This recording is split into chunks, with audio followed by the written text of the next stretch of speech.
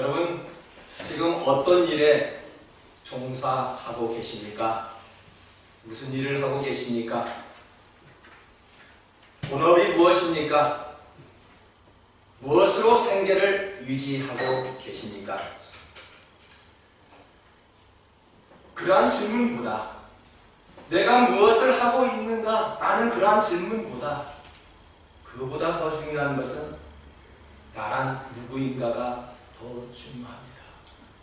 여러분, 도대체 우리는 누구입니까? 우리가 누구인가를 아는 것이 매우 중요합니다. 우리는 예수님을 믿고 따르는 크리스천이라고 부릅니다. 세상 사람들은 저 사람이 크리스천이야, 진정으로 믿음을 가진 크리스천이야 라고 부르는 성도들입니다. 성도는 먹기 위해 살지 않고 재물을 위해 살지 않습니다.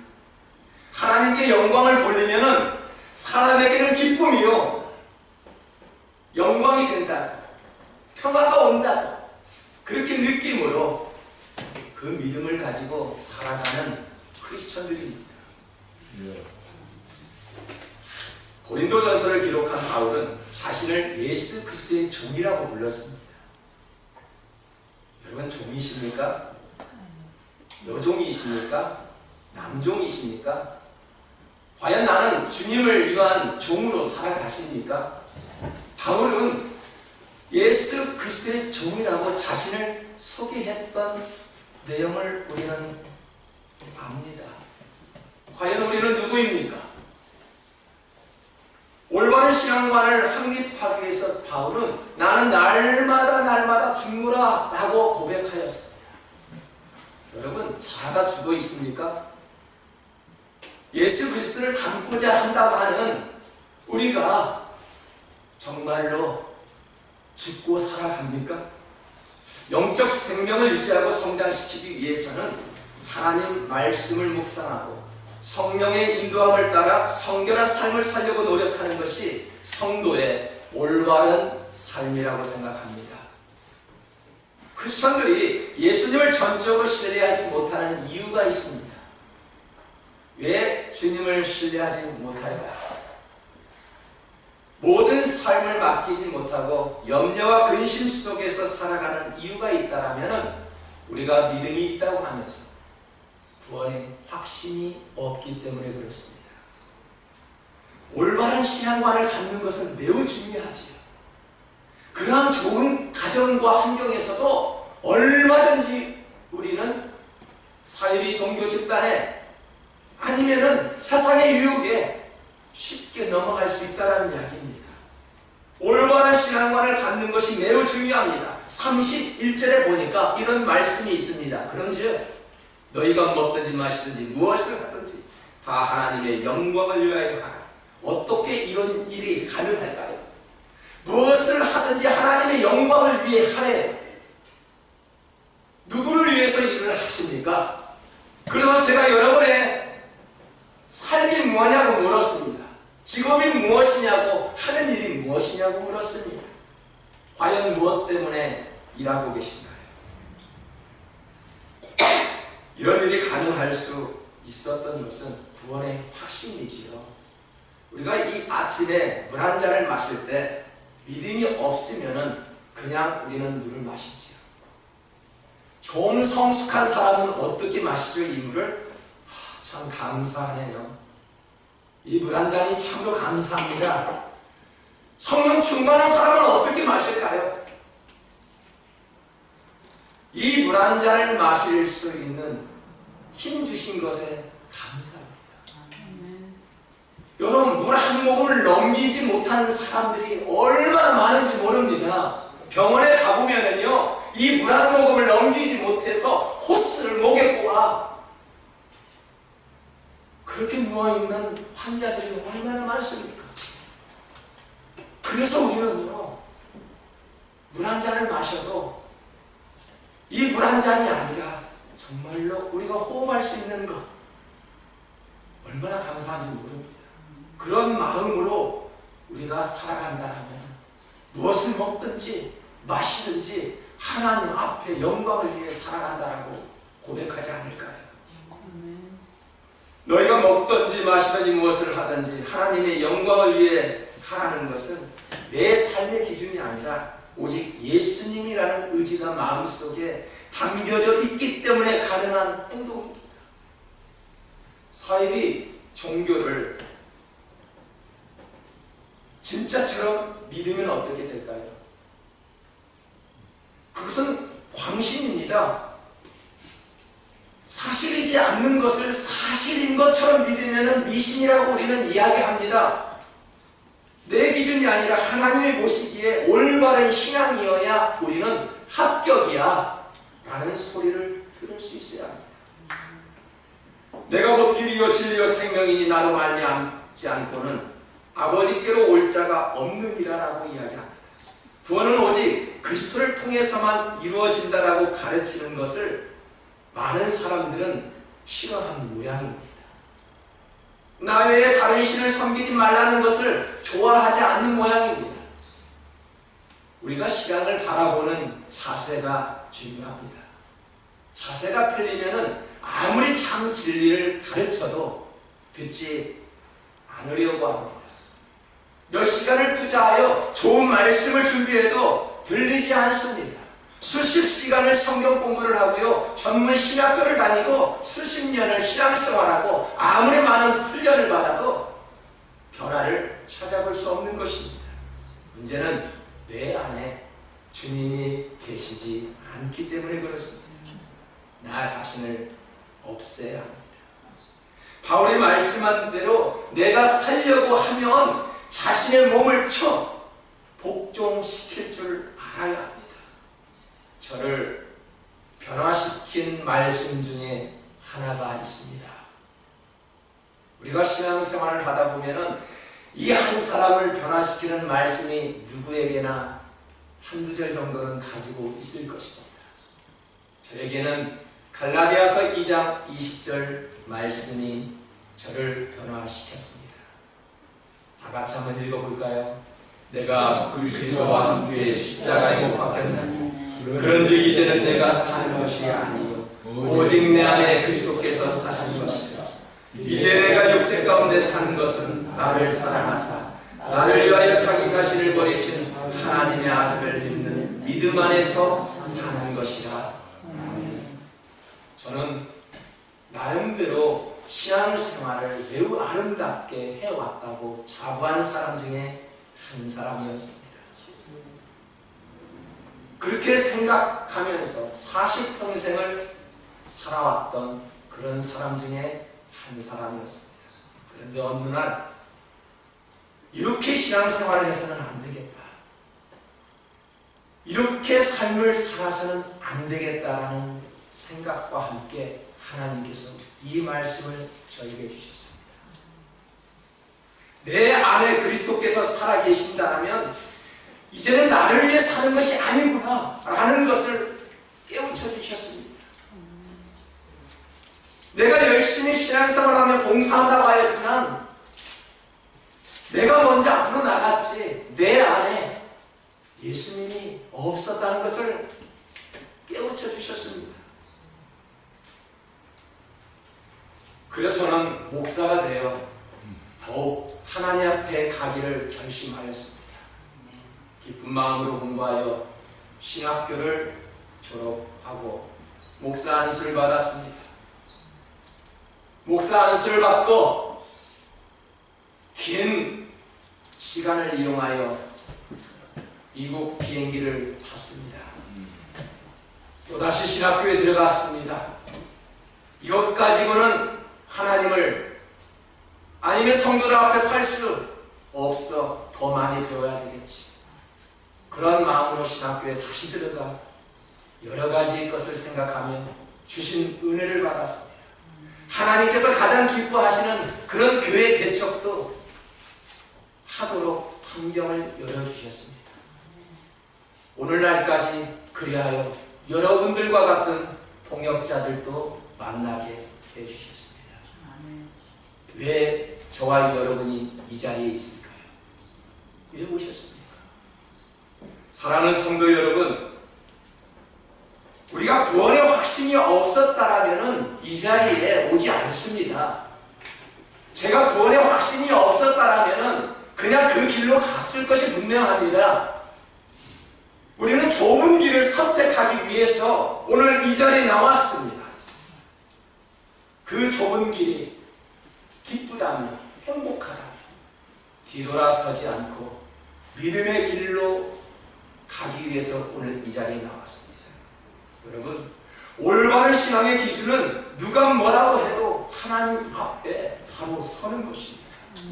아무리 우리가 명성을 알리고 명예를 가지고 세상에서 살아간들 하나님께서 불합격이라고 말하면 그 인생은 실패하는 것입니다. 우리는 합격이라는 소리를 듣기 위해서 좁은 문을 선택하여 오늘 이 자리에 나왔습니다. 그렇다면 어떻게 하나님 앞에 예배를 드릴 수 있을까요?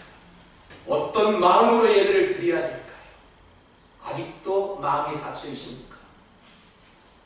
왜 하나님께서 그러신 잔치라고 하는데 우리는 하나님 앞에 얼굴을 들지 못하고 하나님 앞에 마음을 열지 못할까요? 구원의 확신이 부족하기 때문에 그렇습니다. 아브라함이 어떻게 믿음의 조상이 되었습니까? 매 순간순간마다 하나님 앞에 섰기 때문입니다. 너는 너의 본토 친척 아버지의 집을 떠나 하나님께서 지시한 땅으로 가라고 했을 때 그때마다 하나님의 음성을 들었더니 우리의 믿음의 조상으로 하나님께서 세워주셨습니다. 여호와의 말씀을 그렇게 그는 따라갔고 사랑하는 아들 이삭을 바치라고 할 때에도 믿음으로 순종하였습니다. 왜 그랬을까요? 구원의 확신이 있었기 때문에 그렇습니다. 가장 올바른 신앙은 하나님이 살아계시는구나 라는 것을 느끼기 위해서 체험하려고 노력하는 그런 신앙관을 가져야 합니다. 왜 우리가 먹고 마실 때마다 하나님의 영광을 위해 살아가야 합니까? 왜 예배의 생명을 걸어야 합니까? 왜 목숨을 걸어야 합니까? 예배를 통해서 비로소 하나님의 말씀이 바르게 회복되기 때문에 그렇습니다. 예배를 통해서 모든 답을 다 찾아내는 신앙이 올바른 신앙이라고 판단하기 때문에 그렇습니다. 그래서 올바른 신앙은 교회 중심으로 사는 것입니다. 본문 32절에 보니까 유대인에게나 헬라인에게나 하나님의 교회나 거치는 자가 되지 말라고 하였습니다. 사람에게 걸림돌이 되는다는 것은 참으로 불행한 사람입니다. 사람에게나 교회에게나 걸림돌이 되는 것이 아니라 디딤돌이 되어야 합니다. 나를 중심으로 살면 걸림돌이 되지만 하나님 중심, 교회 중심으로 살게 되면 디딤돌이 된다는 사실입니다. 만일 우리가 걸림돌이 되어 형제를 넘어뜨리게 된다면 어떻게 된다라고 성경을 말씀합니까? 마태복음 18장 6절에서 이렇게 말씀합니다. 누구든지 나를 믿는 이 작은 자 중 하나를 실족하게 하면 차라리 연자 맷돌이 그 목에 달려서 깊은 바다에 빠뜨려지는 것이 나으니라 라고 무섭게 경고하고 있습니다. 우리 성도의 관심은 나가 아니죠. 그럼 누구입니까? 유입니다. 당신, 이웃입니다. 성도의 관심은 항상 나가 아니라 당신이 되어야 합니다. 이웃이 되어야 합니다. 나의 체면이 구겨지면 어떻게 될까요? 잠깐은 부끄럽습니다. 여러분, 우리가 신앙생활 하다가 하나님의 일을 하다가 나의 체면이 구겨졌어요. 그럴 때 어떻게 됩니까? 잠깐은 부끄러워요. 하지만 하나님의 체면을 구겨지게 하면 어떻게 될까요? 그 인생은 영원히 실패한 인생으로 전락하고 맙니다. 잘 분별하시기 부탁드립니다. 세상은 개인주의를 중심으로 달려가고 있죠. 모든 중심은 나입니다. 그러나 성경은 형제, 자매와 소외된 이웃을 향해 나아가라고 가르칩니다. 성경을 잘 읽어보십시오. 서로 함께라는 단어들이 여기저기에서 종종 보여집니다. 새 계명을 너희에게 주노니 서로 사랑하라. 사랑은 혼자 사랑하는 것이 아닙니다. 짝사랑은 절대 이루어진다라고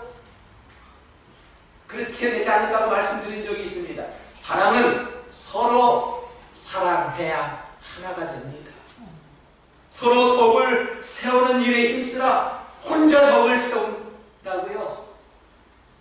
한쪽에서는 열심히 덕 세우기를 힘쓰는데 한쪽에서는 허무는 일을 한다고 생각해 보십시오. 아무리 덕을 쌓아도 그 덕은 무너지게 되어 있습니다. 덕도 서로 덕을 쌓아야 하는 것입니다. 가정에서나 교회에서나 직장 안에서 우리 사랑하는 성도들이 걸림돌이 되지 마시고 디딤돌로 살아가는 성령 충만한 주의 일꾼들 되시기를 부탁드립니다. 아멘. 우리가 살아가는 동안 가정과 교회와 직장을 떠나서는 안 된다라고 말씀드린 적이 있습니다. 잠자리는 어디서 해야 하지요? 가정에서 해야 합니다. 은혜는 어디서 받아야 합니까? 성령 충만함은 교회에서 받는 것이 매우 빠릅니다. 돈은 어디에서 벌어야 할까요? 교회에서 돈을 벌어요? 아닙니다. 직장에서 돈을 버셔야 합니다. 우리는 가정과 교회와 직장이 정확하게 구분되어 있지만 하나가 되어야 합니다. 우리가 상사를 중심으로 모이는 그 회사를 한번 보십시오. 얼마나 아름답게 이루어지는 회사입니까? 아버지를 중심으로 모이는 자녀들을 보십시오. 얼마나 행복한 가정인지 모릅니다. 목회자를 중심으로 모이는 그 교회를 보십시오. 얼마나 아름답고 행복한 공동체가 되지 않을까. 어느 목사님의 설교를 들어보니 이런 말씀을 하였습니다. 우리가 하나님 중심으로 살고 있다는 착각을 많이 한다는 것입니다. 현대인들의 가장 큰 문제는 난 잘하고 있어 라는 착각 속에 살아간다고 합니다. 내가 잘 믿고 있는 착각, 내가 은혜 받고 있다는 그런 착각, 마음은 세상 속에 있으면서 세상의 관심을, 세상의 가치관을 두고 있음에도 불구하고 믿음 좋은 척하며 신앙생활을 하고 있다는 그런 착각 속에 살아가는 성도들이 너무너무 많다는 사실입니다. 예수님을 믿어도 변화가 없거나 오히려 믿음이 소멸되는 것에 마음 아파하지 않지. 오늘 은혜 받지 못한다는 거 여러분 마음 아파하십니까? 아파해야 되거든요. 은혜를 받지 못하면 내가 마음이 아파야 하는데 전혀 마음 아파하지 않습니다. 감동을 받지 못하는데도 염려가 돼야 하는데 그냥 한 시간을 그냥 보내버리게 됩니다. 그 25분 동안의 말씀 하나만이라도 붙잡을 수 있어야 되는데 그냥 가도 서운한 감이 없습니다. 오늘날의 성도들의 모습이지요. 우리가 말씀 한두 가지 때문에 우리가 변화되잖아요. 많은 것 가지고 변화되는 것이 아니거든요. 그 말씀 하나 때문에 사람이 변화되는 거 아닙니까? 그 말씀 하나 붙잡으려고 하나님이 내게 주신 말씀이 무엇인가를 찾고자 하는 마음이 없는데도 불구하고 우리는 마음 아파하지 않는다는 거. 만약 그러한 성도들이 있다면 회개하고 반성하셔야 합니다. 전도에 대한 열정도 없고 우리가 10분도 기도를 못하면서 신앙생활을 잘하고 있다면 반성할 줄 알아야 합니다. 영어를 배우면 배울수록 어렵다고 합니다. 영어를 잘하는 1.5세들에게 한번 물어보십시오. 배우면 배울수록 백인들을 따라가지 못하겠다라고 그렇게 말하는 젊은 청년들이 많습니다. 어느 악기 하나를 한번 배워보십시오. 그 악기를 배우면 배울수록 너무 어려운 것이 배움의 단계입니다. 신앙생활을 하고 계시니까 신앙생활을 하면 할수록 쉬웁니까? 하면 할수록 왜 이렇게 어려운지 모릅니다. 예수님 앞에 가까워가면 갈수록 왜 이렇게 어려운지 모릅니다. 더 많은 핍박이 오는지 모릅니다. 그래서 우리는 영어 배우는 것을 놓아버리고 악기 배우는 것을 포기해버리고 하나님 앞에 가는 것을 포기해버리지 않을까요? 하지만 성경은 뭐라고 합니까? 그 길이 너무나도 길고 좁은 길이에요. 우리들은 길고 좁은 길을 선택한 사람들입니다.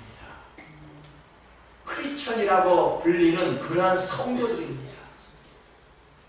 솔직히 말한다면 넓고 편안하고 쉬운 길을 가고 싶어 합니다.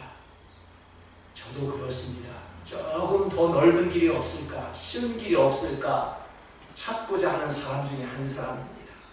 하지만 생명의 길이 아닌 문으로 가면 그것은 실패하기 때문에 힘들지만 이 좁은 문을 선택하며 가고 있는 것입니다. 여러분이 그렇지 않겠습니까? 지금 교회는 넓은 문으로 가고자 하는 사람들로 붐비고 있대요.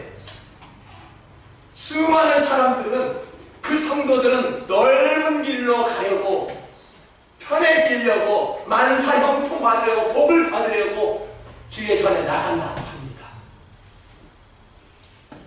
과거에는 기독교 인구가 1%밖에 되지 않았는데도 그 거대한 사회를 움직였습니다. 지금은 기독교인들이 몇 프로라고요? 30%에 육박합니다. 그럼에도 불구하고 교회가 지탄을 받고요, 성도들이 세상 사람들로부터 손가락질을 받고 있다는 실정을 잘 알고 계실 것입니다. 왜 그럴까요? 편하고 쉬운 넓은 길을 선택했기 때문에 그렇습니다. 말씀 앞에 순종하는 좁은 길로 들어가는 작업이 필요합니다. 교회 중심의 신앙은 좁은 길로 가는 첫 관문입니다. 등록 교인이 되었다는 것은 좁은 길로 가고자 맹세한 영적으로 맺어진 형제 자매들입니다. 교회 안에서 왜 다투고 왜 미워해야 합니까? 우리의 싸움은 혈과 육이 아니래요. 어두운 세상의 주관자들과 하늘의 약한 영들과 싸우는 그런 하나님의 군사입니다. 혈과 육이 싸워 이기는 자가 승리자가 아니더군요. 마지막에 웃는 자가 승리자입니다. 축구 경기를 보셨나요? 아무리 패스를 잘하고 골 점유율이 많아도 아무 소용 없습니다. 심판이 휘슬을 불었을 때 누가 이겼느냐가 굉장히 중요하죠. 여러분, 아무리 킥을 잘하고요, 슛을 많이 했어도 선수들끼리 많은 패스를 가지고 공을 가지고 있을지라도 골을 넣지 못하면 아무 소용이 없습니다. 하나님께서 보시기에 참 잘했다, 합격이라고 할 때 그게 승리자이지 않겠습니까? 본문 33절을 우리 세번역 성경으로 다 같이 읽어보겠습니다. 나도 모든 일을 모든 사람의 마음에 들게 하려고 애를 씁니다. 그것은 내가 내 이로움을 구하지 않고 많은 사람의 이로움을 추구하여 그들이 구원을 받게 하려는 것입니다.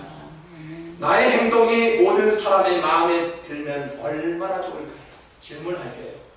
박종진 목사가 여러분의 마음에 듭니까?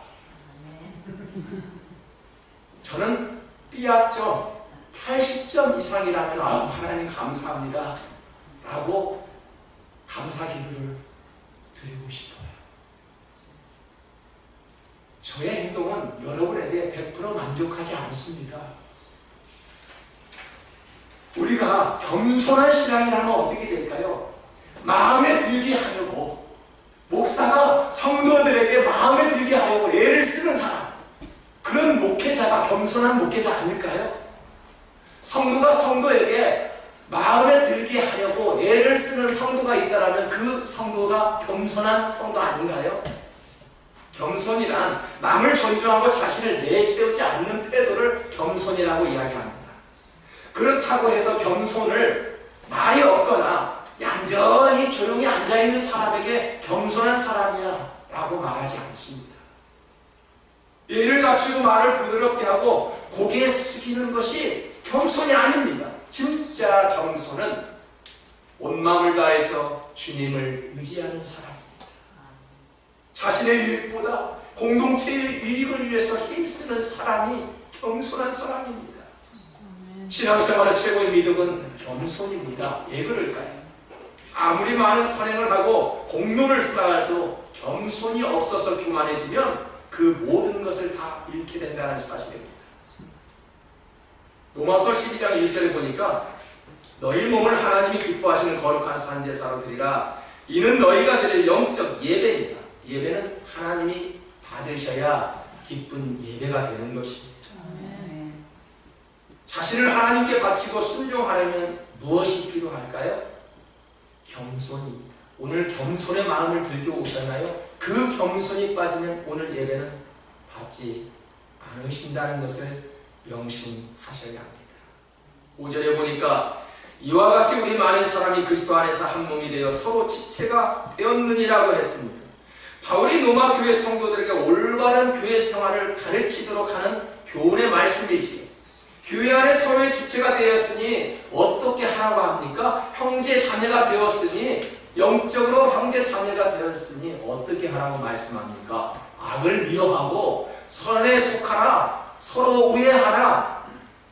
먼저 우애하기를 서로 하라. 열심을 품고 서로 주를 섬겨라. 성도들의 쓸 것을 공급하며 손님 대접하기에 힘써라 라고 말씀합니다. 신앙생활의 기본은 교회 생활입니다. 하나님의 말씀을 받고 그리고 성도의 교제가 있습니다. 이때 필요한 것이 있다면 겸손입니다. 겸손하면 어떻게 될까요? 상대방을 바라볼 줄 압니다. 이해할 줄도 압니다. 용서할 줄도 압니다. 이렇게 되니 다툼이 일어나지 않고 하나 될 수가 있습니다. 우리가 겸손할 때 이 교회가 하나가 된다는 사실입니다. 사람은 누구나 자기 나름대로의 관점을 바라보고 사건을 바라보고 사람을 판단하게 됩니다. 그러나 그리스도인에게 있어서 무엇보다도 중요한 것은 지혜로 말미암아 바른 판단력과 바른 신앙관을 갖는 것이 중요합니다. 우리에게 올바른 신앙관이 확립되어 있을 때 비로소 우리가 올바른 신앙생활을 해나갈 수 있다는 것입니다. 바울이 신앙을 고백합니다. 예수 그리스도를 믿어 구원의 확신과 올바른 신앙생활을 통해 무엇을 하든지 먹든지 마시든지 겸손한 믿음으로 나아가 승리의 함성을 외칠 줄 아는 우리 성도들 되시기를 주님의 이름으로 부탁드립니다. 우리 말씀을 생각하며 다 같이 기도하기를 원합니다.